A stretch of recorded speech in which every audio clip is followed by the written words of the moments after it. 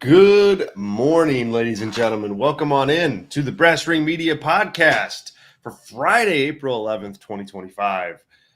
It's early. Normally, we are not doing this show when it's light out like this and the birds are chirping. But hey, it's Friday. It's a good day. I'm Zach Haydorn, your host. Thanks for being here. That's Tyler Sage, your other host. Tyler, man, what's going on, dude? We don't normally connect this early in the morning. I know. Hey, it's good. Yeah, it's even earlier for you. So, yeah, it's good. Good to get that fresh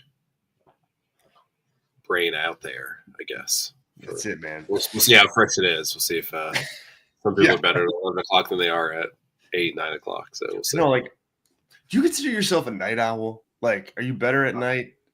Yeah, I'm usually up to like 1 or 2.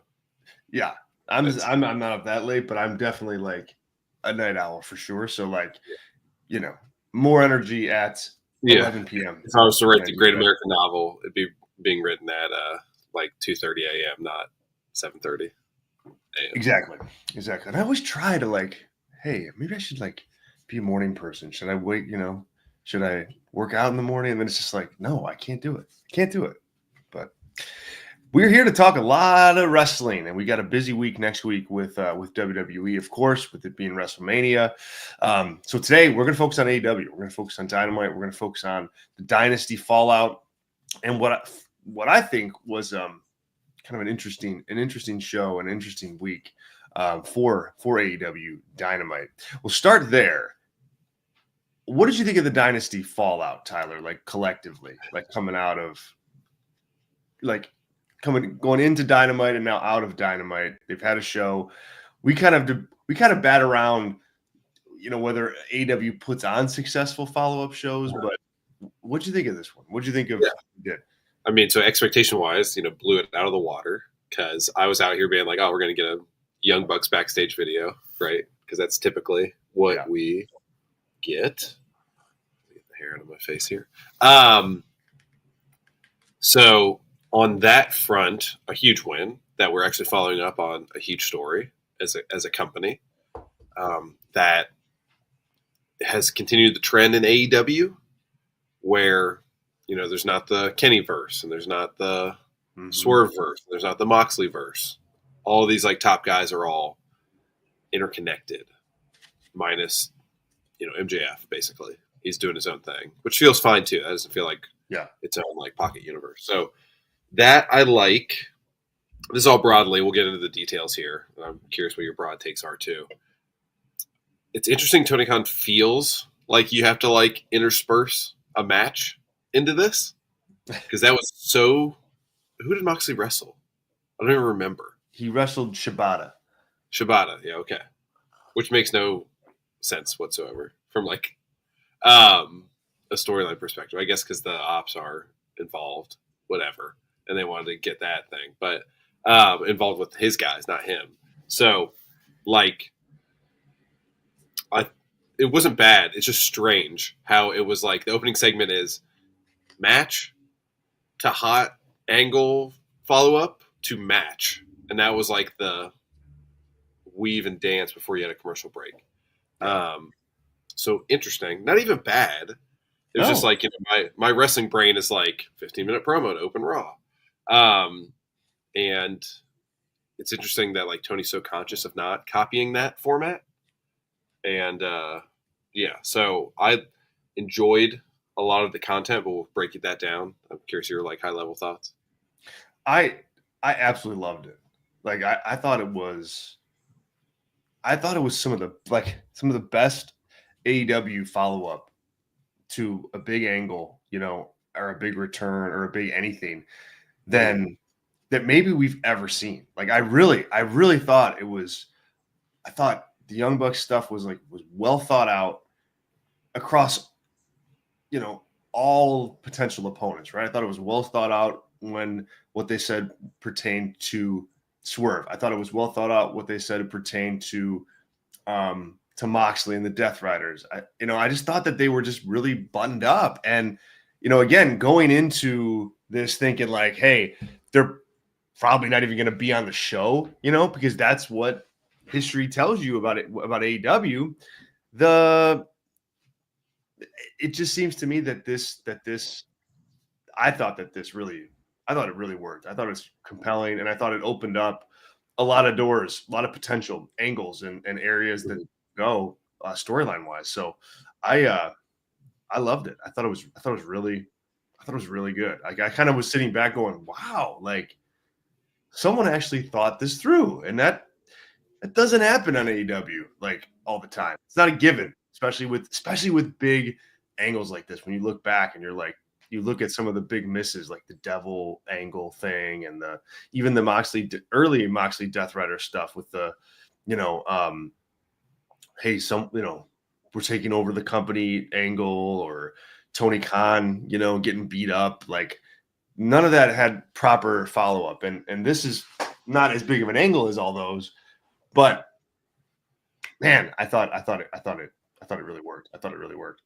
We're going to get into the specifics of this in a minute and talk detail and talk exactly, why we thought the way we thought, and then of course get to some comments in our chat and a bunch of other stuff. So let me take care of a little business first, though. This is the Brass Ring Media Podcast. We're live with this show twice a week on the One True Sport YouTube channel. Typically, it's on the second time is on Thursday afternoons, but I had a scheduling conflict yesterday. So here we are on Friday morning. If you missed our Tuesday show, we talked a lot of WWE on Tuesday night. We talked all about the Charlotte Flair, Tiffany Stratton nonsense. We talked a lot about Raw. We talked a lot about the build to WrestleMania and so much more. So check that out. That's up on the One True Sport YouTube channel right now. Of course, all of our live shows you can get as audio podcasts. Wherever you get your podcasts, we are there. Just search Brass Ring Media, and our shows here, or all of our other Brass Ring Media shows from Robert and from Ashley, all go on that feed. So if you just search Brass Ring Media in your favorite podcast app, we will be there and we'll show up, and it'll constantly be updated with all of our live shows. So do that. It helps us out to have subscribers and have you guys download the show. So check us out there. Also, we offer Brass Ring Media membership, and now is probably the best time of the year to become a Brass Ring Media member. It's only $4 a month. It's on Patreon right now. You can head over there and check out what we offer. As members, you get a free member-only podcast once a week. You get a pay-per-view and PLE review show for all of the big WWE, AEW, and even some other pay-per-view events as they happen. We recorded one earlier this week for Dynasty. And then, of course, next weekend we'll be doing them for both nights of WrestleMania. So you can look forward to that. Our members also get access to the Brass Ring Media Discord channel, full access to our written newsletter, which goes out every single day, and so much more, So head over there right now. It's patreon.com/Brass Ring Media, and you can try our membership out in the busiest week of the year for professional wrestling. As for today, we have the live chat rocking and rolling. We got Tracy in there. We got Eddie in there. We got Joshua in there. And we have some Brass Ring Media Gold members. Andrew H., thank you for your gold membership. Sean Plicta, thank you for our gold membership. And I haven't seen him in the chat yet, but Adam is also a gold member, and we thank him as well. But hello to everybody else. 96 Bread, and who am I missing here? Gosh, there's just a lot of people, so I can't Can't even follow. Jason, there we go. Yeah. In 96, accused me of what a lot of people have accused me in life. I do have like resting baked face. Big face.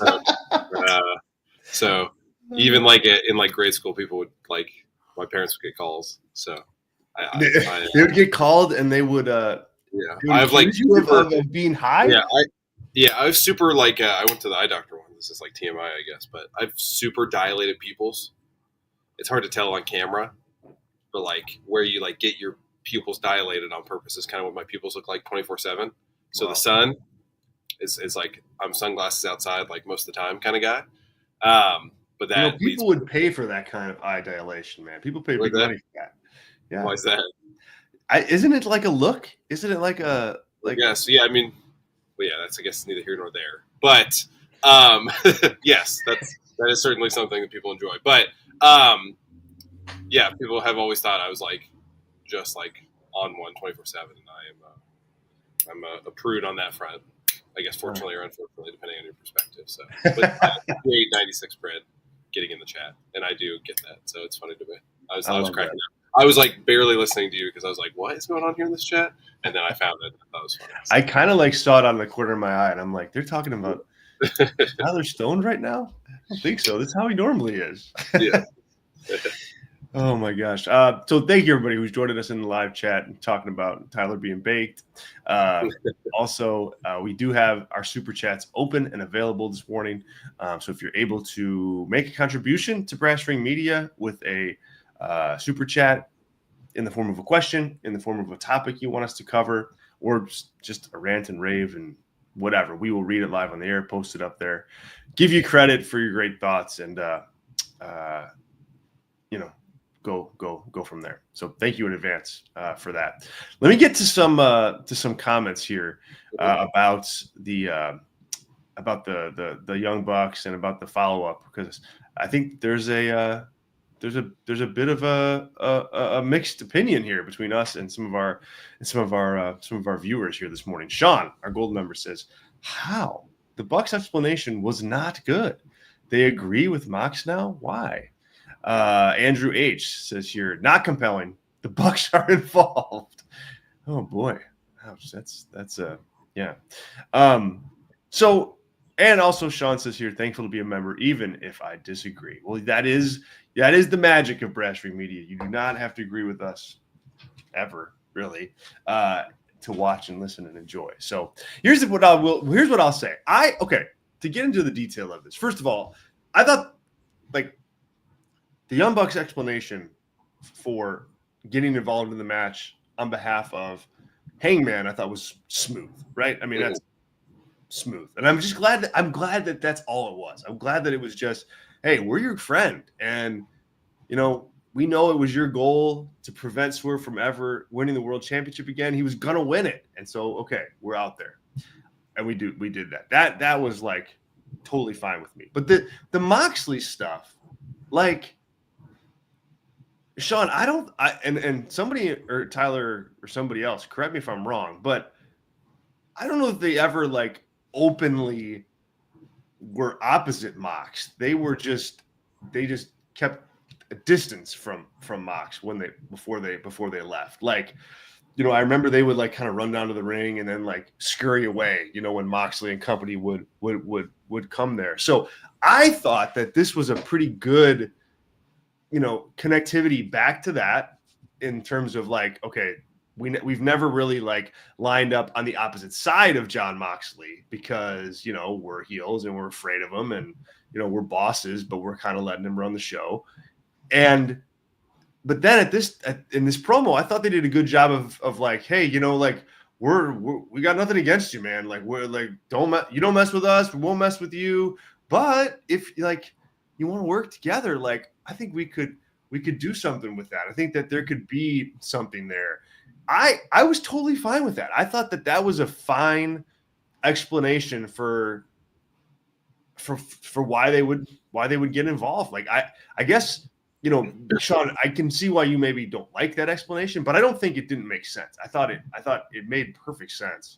And I like that you kind of left that open-ended. I like that they didn't just ignore the fact that they helped the Death Riders win this match and helped Moxley win. I like the fact they just didn't ignore that, they're this big EVP group, but you have this like menace heel team running around.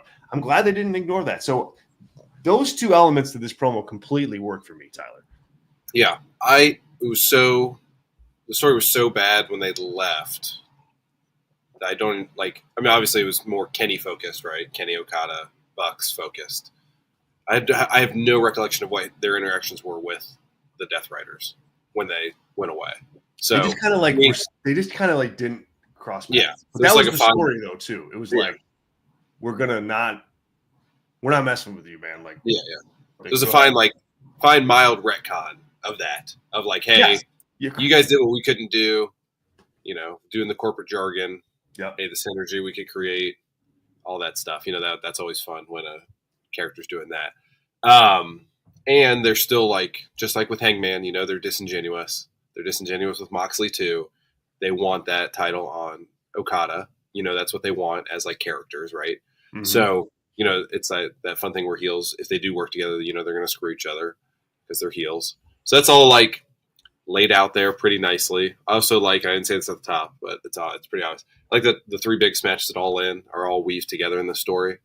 So, that's like Bloodline level. And I know this is that's like the critique, is this is like Bloodline light sort of story going on. And I don't think it is. It's just that like style of story that is interweaving all the main characters. And I like that in wrestling when the same story is affecting everybody in the company one way or the other. One vibes negative I had watching this, and this is like not really any sort of analytical thing, but watching it and watching like Matt more than anything. I don't know if it's like his dye job in his facial hair.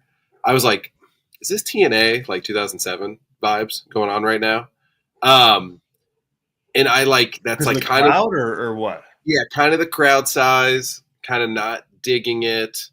I'm not saying this is main event mafia sort of stuff, but like the crowd got into it when Kenny was there. We'll get to Kenny. So I don't know. Like I liked it personally. Obviously, members of the chat feel a little differently, at least the vocal ones. But like I enjoy it. I think the story is good. I think it's going to big places. TNA never did 50,000 people in a baseball field to finish a story like this, right? Too, right. So it is that dichotomy of the show of having some smaller venues that lead to bigger shows, and why, like, if I'm Tony, and I think it's why he does it, a lot of big angles should be on pay-per-view and not TV, because you get like this. If this was in front of like the crowd that was in Philadelphia, I think it would be universally beloved, this whole segment, because the crowd would be even hotter for it. And there were people there that were hot for this, but when you have 3,000 versus 8, 9, 10,000, there's a huge difference. That's why everything's working in WWE right now, because whatever, So that's like, but I did like the story and I like what they're doing. I like their characters, the smarminess.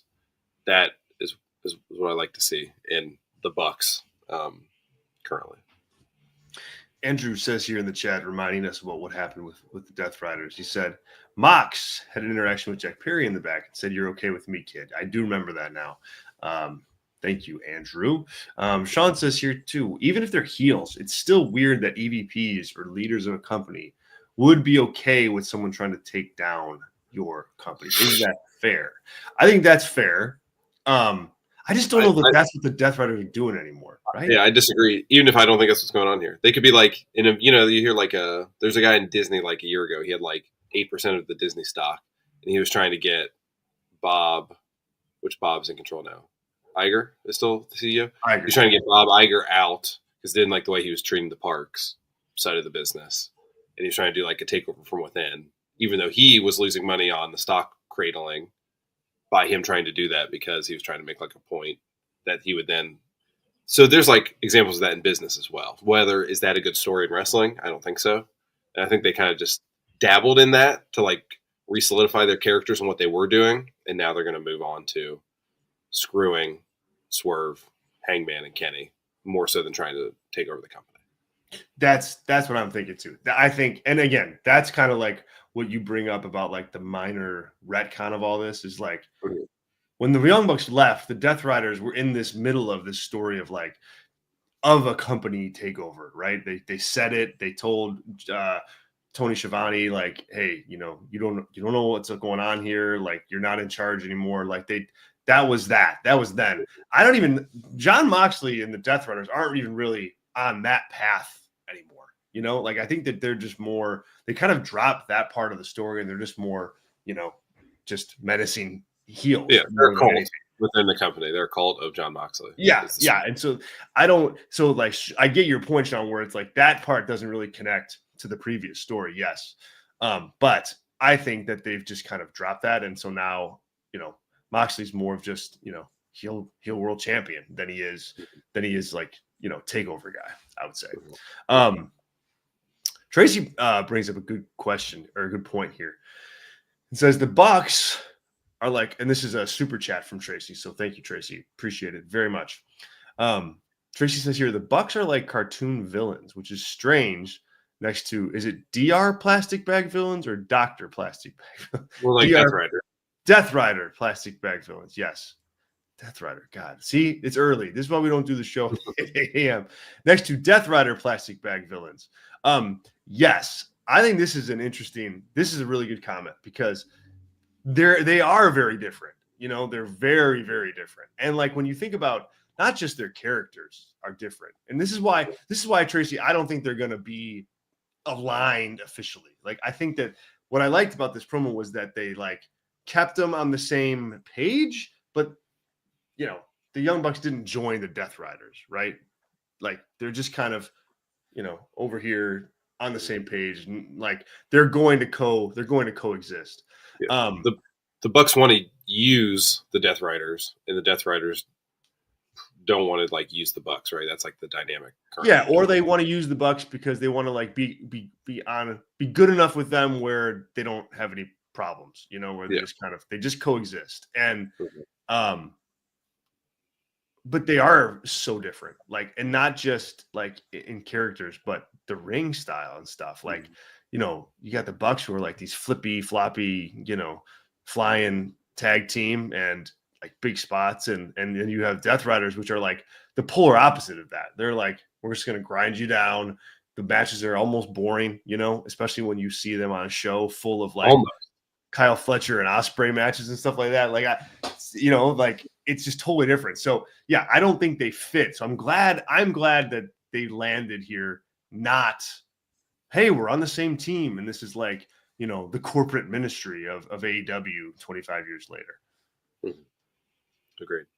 And like I know, hopefully we're not going to talk about the main event of the show, but we've had a run of like Tony's like treated the last 15 minutes of Dynamite like the third hour of Raw was treated. So I just want to make sure that's a point that it's been an interesting transition for Tony's booking.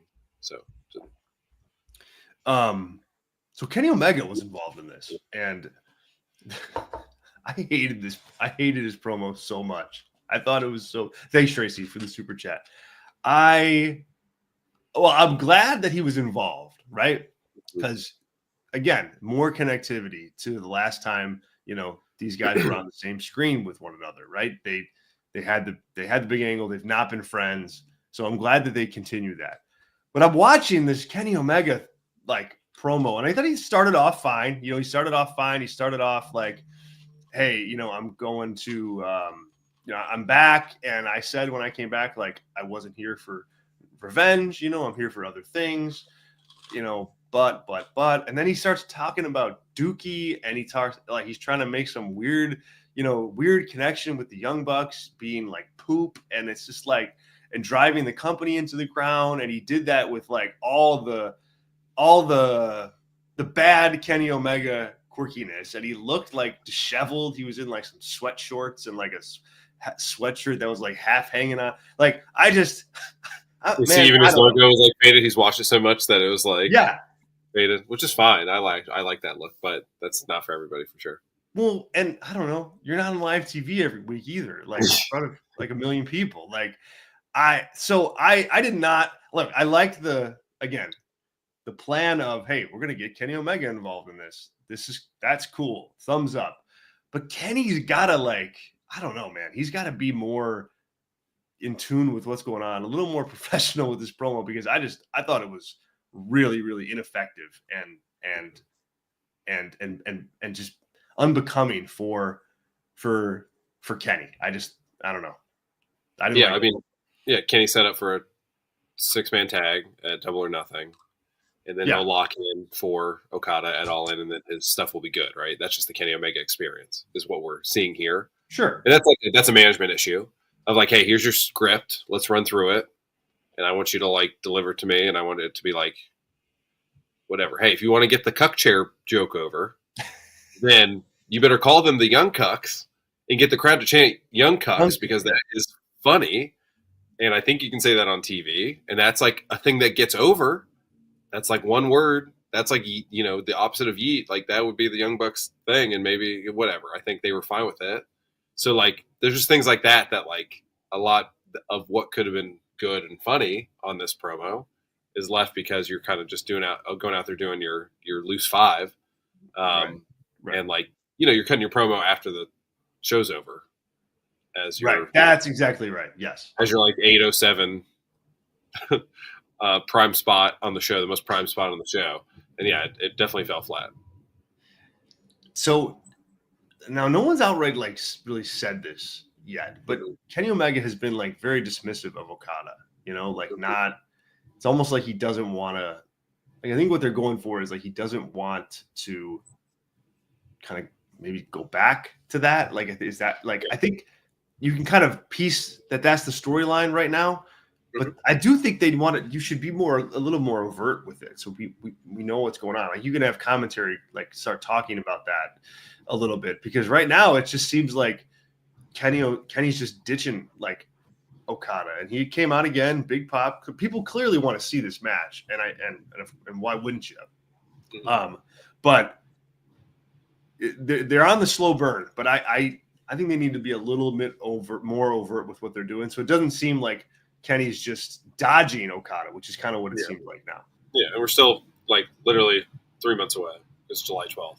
Yeah. So yeah, exactly. You know, that's fine with me too. You don't need to have them be like, all right, we're gonna fight, and then like, you know, if it was me, I would probably have like them agree they're gonna fight, and then I would every week have Kenny out there, and Okada would just like beat him up. He would like jump him mid-match after he's beating a jobber, and then if Kenny had a brother, I would tie him up and make him bleed, and then I would have Kenny tell him that he's scared of his mother, or his mother told him to be.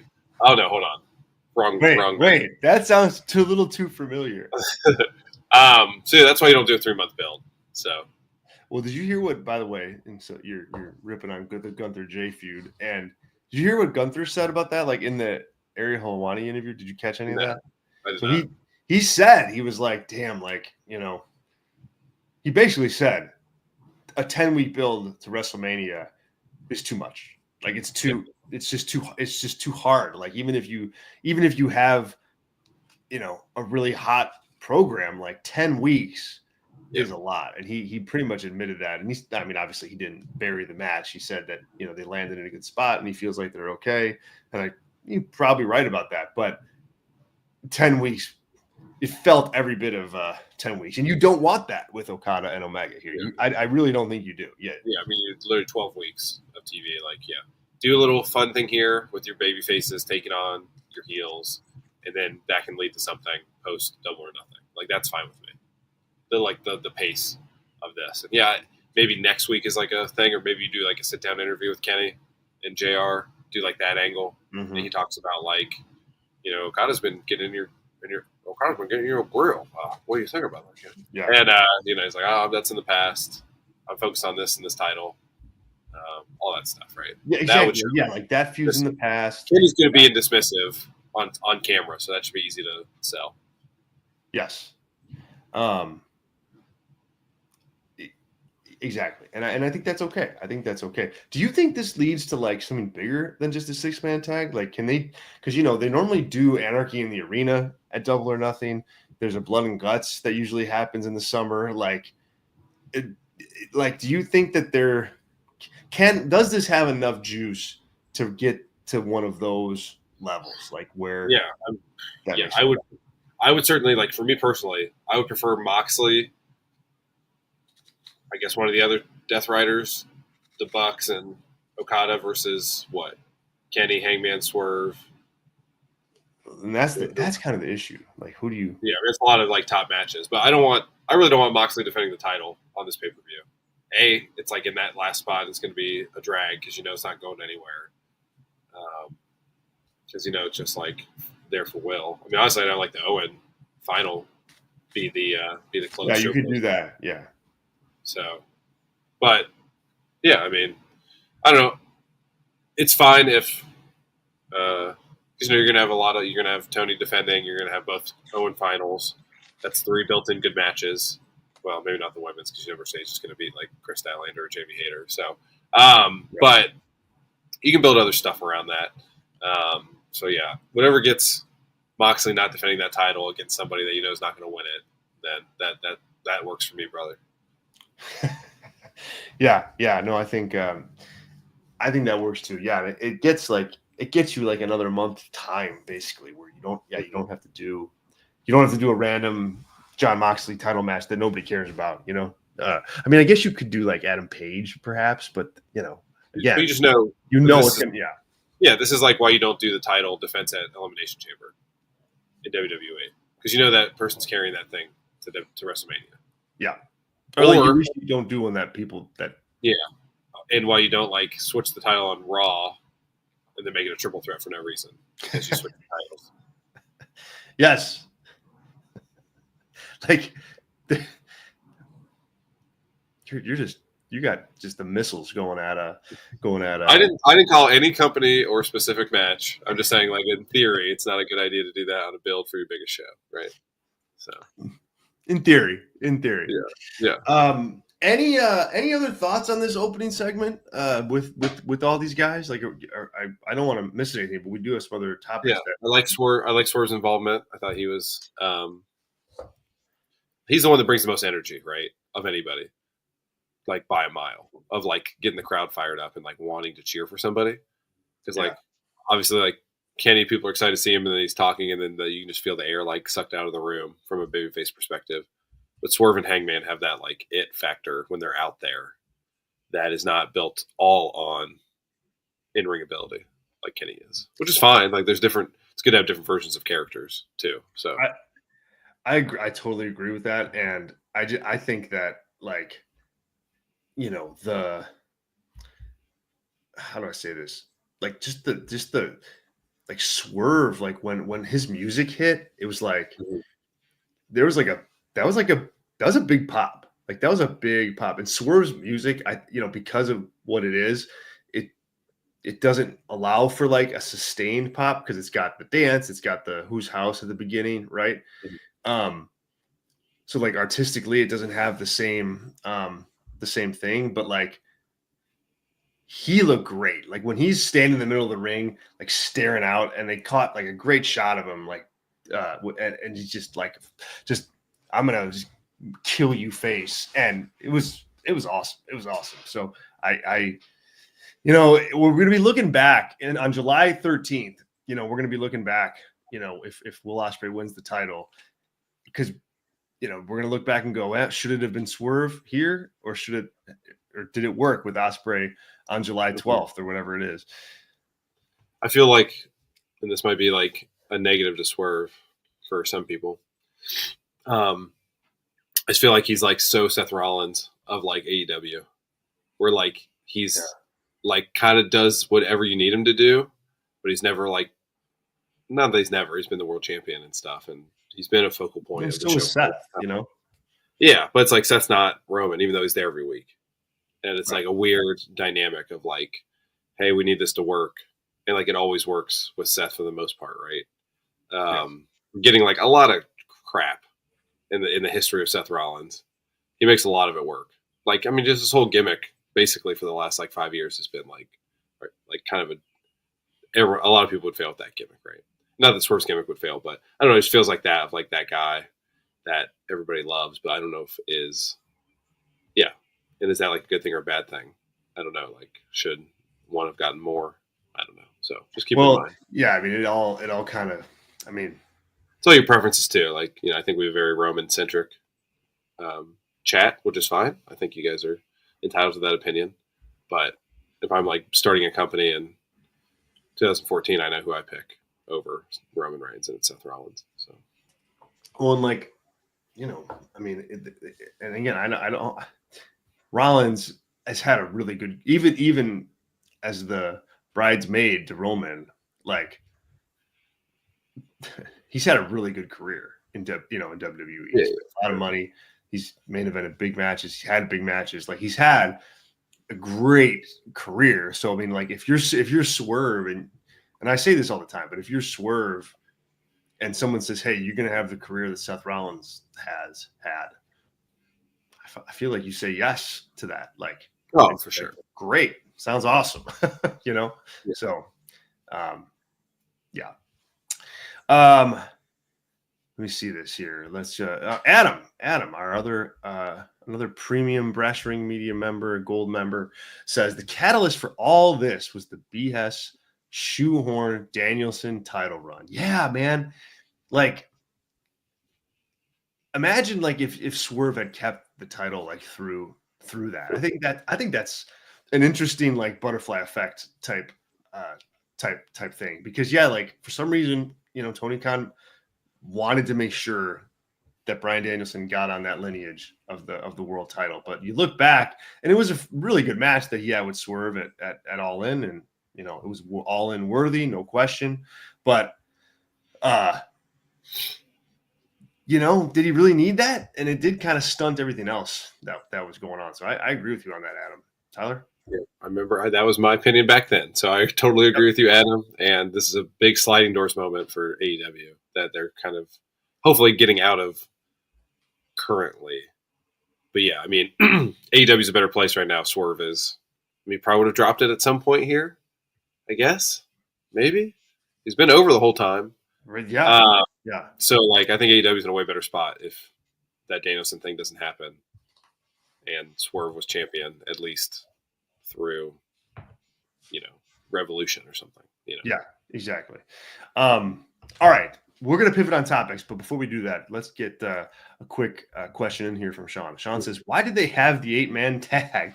It just felt so meaningless and was just a bunch of comedy. Yeah.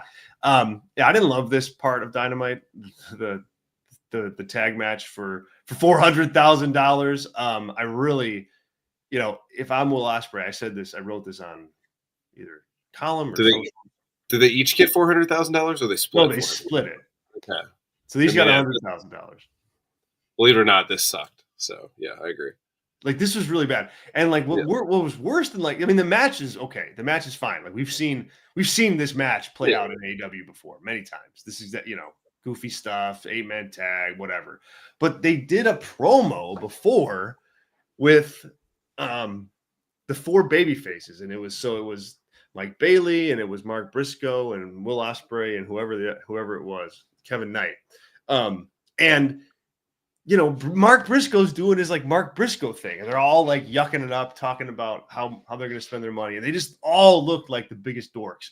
And it's fine, except that's Will Ospreay right there. And it's like, if I'm Will Ospreay, I'm saying, yeah, I'm going to sit that one out. I'll do the match, I guess, if you really want me to, but like, I'm not doing this like goofy promo thing. Yeah, or you like walk in and you're like, hey guys, lock in. Right. Daddy needs to buy a new Assassin's Creed Collector's Edition pack, and then smile. Yes, because that won't make you look like a dork at all. Yeah, yeah. So I watched this not live, and I will not lie to you all. I was like, nope. I fast forward right through all those promos because I was like, this is lame. It was one bad. thing also. Ricochet, also like walking out there, like looking at Action Andretti and Leo Rush, like in their outfits. Which is why I think Seth Rollins is such a good pro wrestler, because he would wear that and I think it would work. But yes. It didn't work on these two guys. But he was supposed to look like little like COVID viruses. I don't know.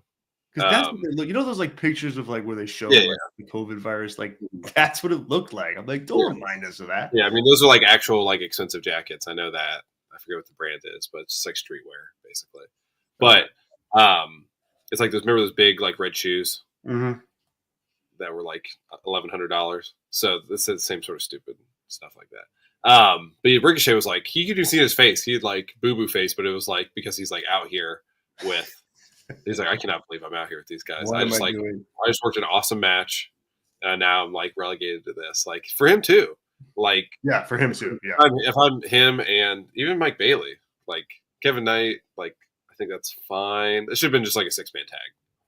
And well, like even if you're Kevin Knight, Mike like, yeah. If you're both those guys, yeah. I'd be like, if I'm Kevin Knight, I'm just like, God dang, like I just had a really pretty good night at the office on Sunday, and now I'm like cutting these weird promos with Mark Briscoe. Like, nah, like it just was bad. Like it just felt out of place and bad. We got some. Let's see here. Oh yes, Sean says here, Osprey should be above that, and Ricochet shouldn't be around guys that are so less than. Yeah, I mean, exactly. I think you. And then Adam says it was indie-rific and way below Will Ospreay. Andrew H says, cue the Conor McGregor meme every time I see Leo Rush in action and Jetty. Who's that fucking guy? Yeah. Oh my God. Perfect. Adam says they look. It felt very, very much like 2019 Double or Nothing, like opening bit. Yeah. Like very indie-rific for sure. Yeah. Which is not like it felt odd on the show. Alan says here, Will is a big dork. It's fine. No. Thanks, Alan. Appreciate it. Glad you're joining the show live. All right. Let's talk about MJF and Hurt Syndicate because, like, I don't know. I think the Hurt Syndicate is one of the most, and again, I'm a big tag team wrestling fan. I like tag team wrestling. I think the Hurt Syndicate is one of the most fun parts of Dynamite every week. They look like stars when they come out. I think people treat them like stars. There's like I was trying to listen to their reaction that they got this week, and there was like an audible like buzz when their music hit, and I don't know. To me, they just have credibility, and they're just they act like stars, and I think that's important. Do you have any idea where this MJF thing lands with them? Like, are we building towards a Bobby Lashley MJF match, or is MJF actually gonna join them at some point and like be a part of this group? Is it does MJF get a tag team partner? Like what I like it. I think it's a kind of the putting together of two entities, the MJF stuff and Hurt Syndicate. Like you never would have guessed that they would have crossed paths. They are now. I just can't really like look into the crystal ball and be like, hey, okay, they're going here. And that's not that that's a bad thing. It's just, what do you think? Like where does this land in the end? Yeah. I don't know. I think that the big thing is like where does Montez MVP end up in this? I think that's like the biggest question mark I have. Again. Yeah. Like Paul Heyman. Like you think he would turn on the Hurt Syndicate already? I think he could be convinced that managing Max leads to bigger and better things. I think that's what motivates MVP. Mm-hmm. Is being like the guy attached to the guy as opposed to the guy attached to the tag team champions, right? So that would be like, because like he's the most, open at MJF compared to the rest of the team, and he's the most heelish of that group still. Yeah. So, it seems to me it's still like a vessel for.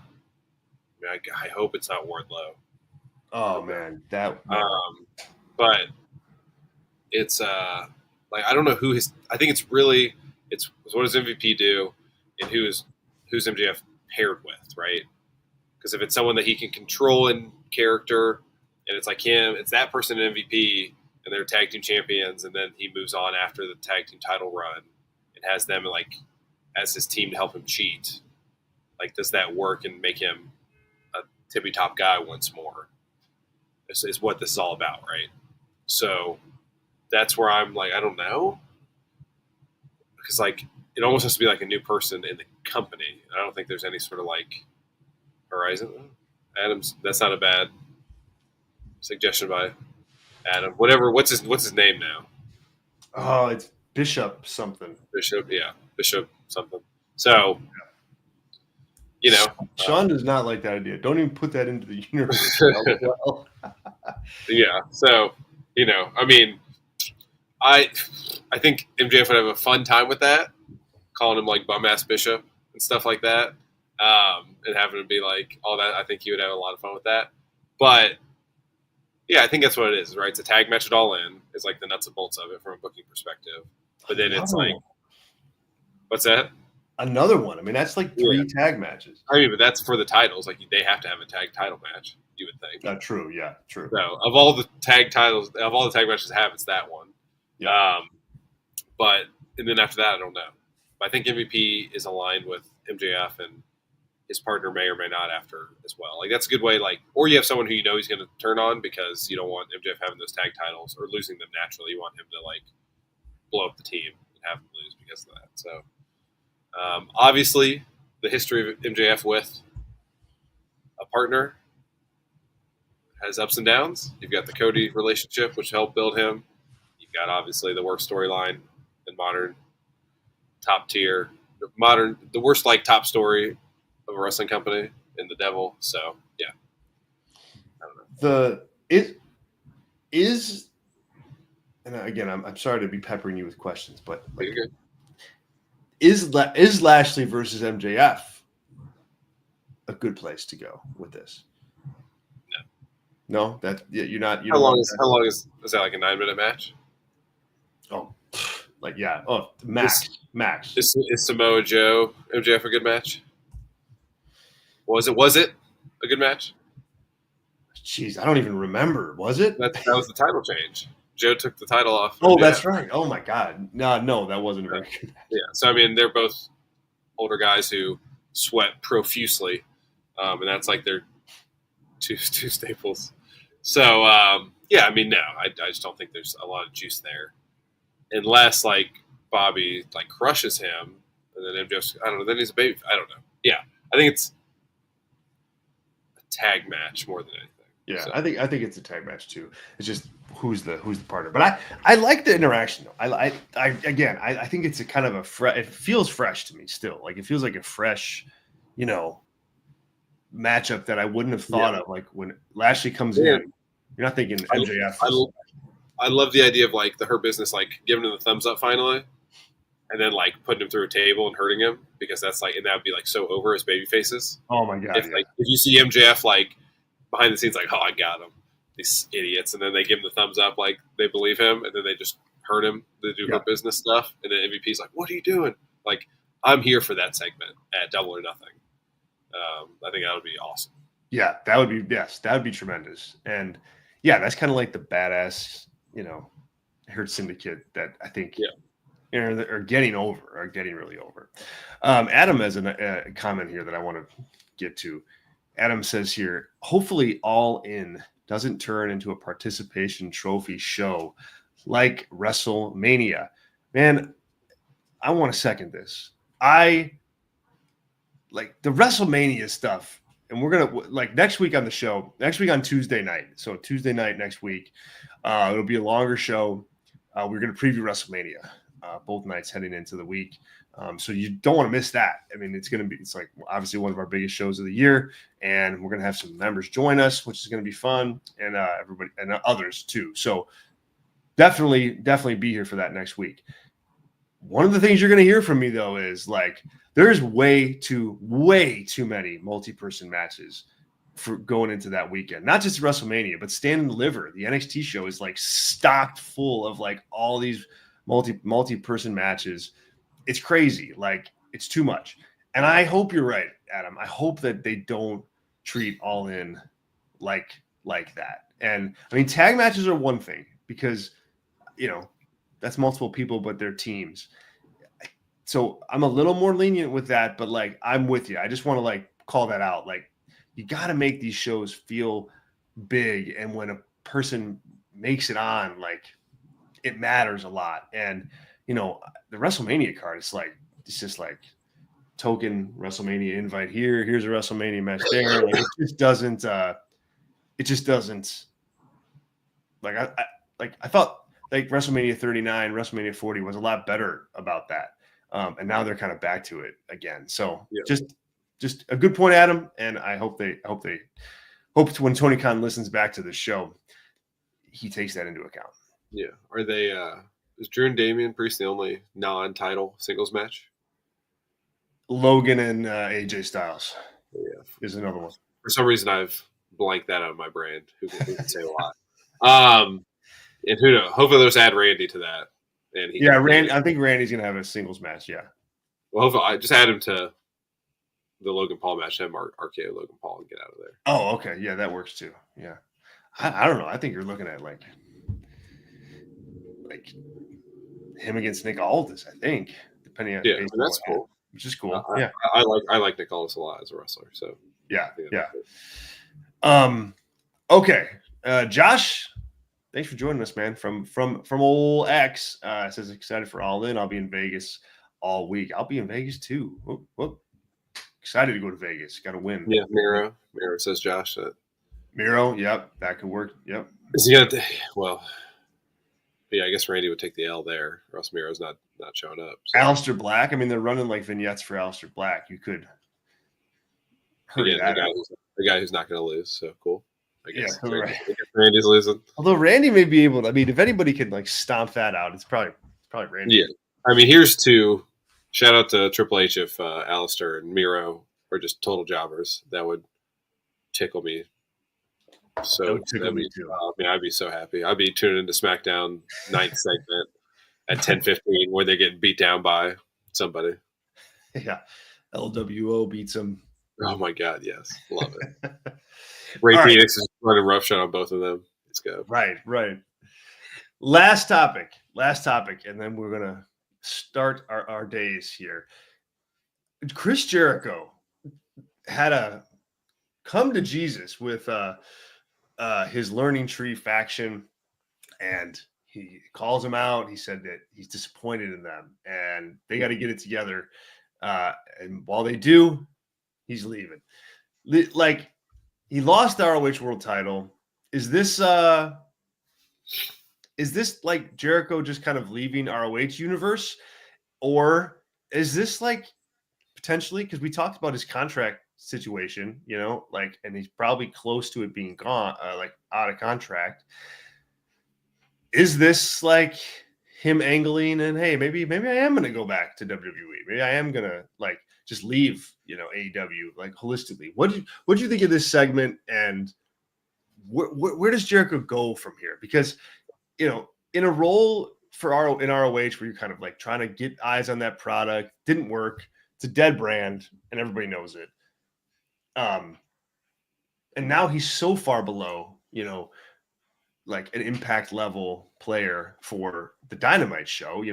He's not even, I don't know, he's not even like middle of the card, I feel like, at this point in time. So it's like, if you're him, at one point in time, you had a lot of value to AEW, lots. Now you have way less. And it's like, man, you could go back to WWE and have almost more value there as like a returning legend rather than kind of some washed up guy who can't hang with the talent around him like he is in AEW. Yeah. So there's like two questions, right? If I'm him, if you're him, like, what do you think? I want off TV for the rest of my contract so I can heal and like have that weird, like cool sculpting body that he had. You remember he had abs like after a week and a half, which is definitely not natural, but no. He can go to Turkey, he can get the hairline filled out, he can do all that stuff, right? And come back.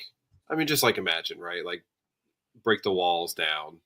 It just plays randomly. It's huge. Like they'll have like such a fun run there, and he'll be, I mean, Triple H loves burying Chris Jericho though, so that's like very funny. He really did. That's like his like hobby. So,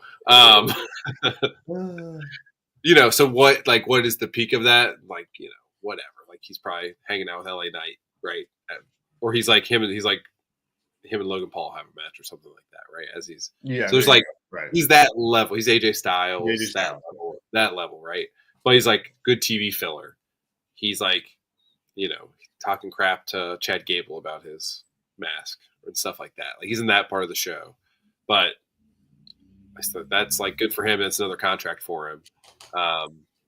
So that's like, if I'm him, That's what I'm doing. If I'm Tony, I don't know, because like it's easy to be like, hey, this guy's like makes too much money. I don't know what WWE's going to offer though, too, right? They're not gonna. He's not gonna make as much as he's made on this contract, the last 2 contracts that he signed. No. So it's like, do I keep him at a lesser rate to like avoid that? Not that he's going to be Cody Rhodes, but is he the guy that's like our original legend and we keep him around through the end of his in-ring career? I'd probably say like, yeah, you've wasted a lot of money on other stuff. That's probably what I would suggest to Tony if he asked me, to like not have a big Chris Jericho one last run, fun character on TV, motivated, has TV time every week, and has like writers that keep him in line, all that sort of stuff. The structure of WWE that makes him the best version of himself. So I don't know, but like for like the near future, I mean, obviously he's got a tour. I think he's only got one Wednesday date. I think that's the real reason behind some of this. Of like, hey, can I get a couple weeks off because I'm touring, like for real, and I don't want to like. I'm not like if you're Chris Jericho and you're what is it, 54? Yeah. So to like tour, you know, hey, you're doing like Milwaukee and Chicago and Cleveland, like Friday, Saturday, Sunday. Let's say if you're Fozzy, and then you got to show up to Sacramento Tuesday night and get there Wednesday. Like you're not getting the best version of him, and he's going to be like, oh, "What do you need me to do, boss?" You know, I think he knows that about himself too. So it's like, hey, focus on the tour, come back with a new character, and see if it can work. I think is really what's going on here, because he makes too much money to write him off TV, and I don't think Tony would do that. So it's like, hey, do that, and then really, if you can come back in time.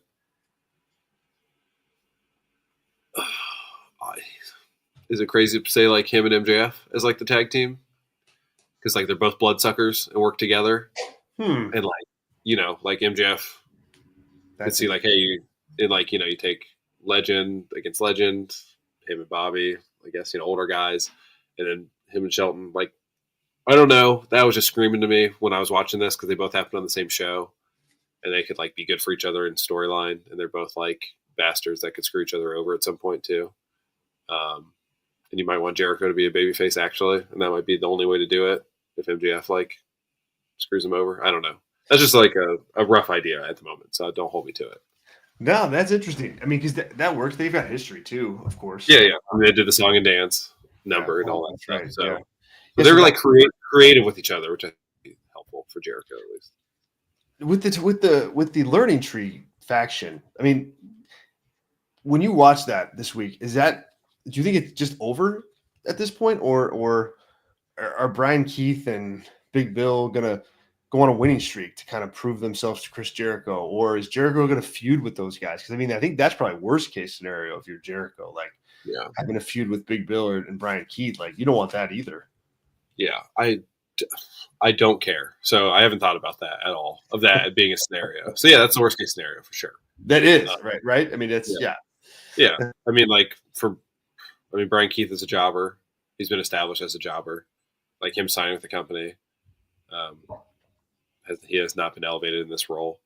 And Big Bill's Big Bill. So Tony just can't book big guy. I don't think anyone can book a big guy though. Like if you're a big guy, you better be Braun Breaker and be 6'1" and wide. You better be a wide guy, not a big guy. Yeah. So, in modern wrestling. For sure. Yeah, because in Big Bill, like watching him cut that promo, like he said the fine things, but like, man, he was so like monotone. I'm just like, this guy, he just doesn't have it. Like he just doesn't have like. I don't even think he should be in a feud with Chris Jericho. Like he's fine as like a heavy for him, but this is not a guy that you put, front and center with a microphone trying to talk with Chris Jericho. Just can't happen. He's also not an MJF candidate either. Let's make sure that's clear. And he's not an MJF. Yes, for sure. All right, guys, we're going to wrap it up. Thank you so much to everybody who's joining the show early today. I'm going to be recording a member-only show in a little while, so I'll talk more about Dynamite. I'll talk about some other topics as well. So head over to Brass Ring Media on Patreon and become a member so you can check out that show and get yourself ready for all of our WrestleMania coverage that we're going to be having for members next week. As I mentioned, the live show on Tuesday night, our live podcast will be a full WrestleMania preview, so don't miss that. It's going to be a really fun show. I'm looking forward to it. We've got special guests lined up. We've got some of our members lined up. It's going to be a blast. So don't miss it. Tuesday night. Once again, it's patreon.com/brassringmedia for your membership options and tiers. And give us a shot. I think we will earn your business for sure. I think you'll enjoy what we offer. And last but not least, once again, we do offer all of our live Brass Ring Media podcasts, our shows here, but also Ashley's and also Robert's on our podcast feed. So if you want to take those with you, find us wherever you get your pods. Search Brass Ring Media, and we're there. Cool. Tyler, have a good weekend, my friend. And any final words? Nope. We got it all. Thanks so much, everybody. Have a wonderful weekend to you out there. We'll talk really, really soon. See ya.